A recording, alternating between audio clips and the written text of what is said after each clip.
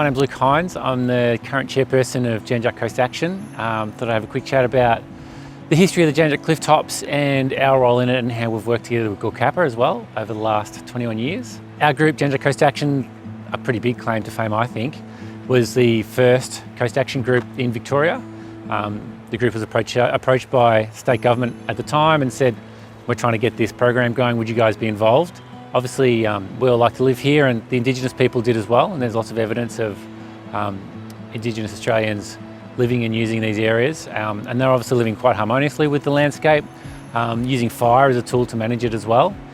We have European settlement a couple hundred years ago, settlers moving west from Melbourne, reaching down here, and I could easily see that large areas being cleared, you know, fences along the clifftop, maybe not even fences, cattle and sheep right up to the edges of the cliffs.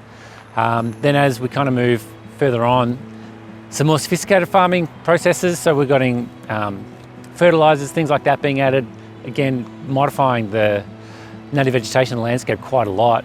And then once you get into the 50s and 60s, we start to have Jan Juc, the township, being subdivided up, and this coastal area was kind of carved off, but not much is really done with it. If you look at some old photos, you can see that surfers were driving their cars all over the place, trying to access the beach wherever they could, pushing cars off the cliffs.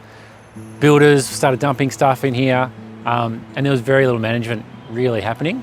And I think it was 1994, a group of local residents were looking at the 3-tier car park in particular at Jan Juc, and they thought, how can we kind of make this, beautify this a little bit? And they thought, well, if we're going to plant something, let's plant what's locally Indigenous. And so now we're getting to kind of some of the pointy end of some of the restoration.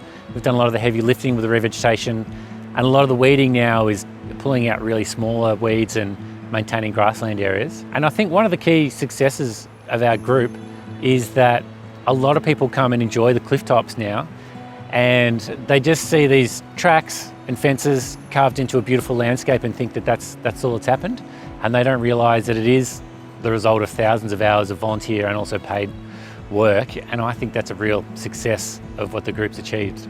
Conservation team have always been really open to anything we want to propose and working together with us. We have our monthly working bees. If sometimes we've got some heavy lifting, sometimes some of the conservation staff will come along and help us on the day. It's been a great symbiosis between, I think, that community input and giving people from the everyday community a chance to get their hands dirty and have some environmental change, and also working with the authority to get actual real on-ground ecological outcomes.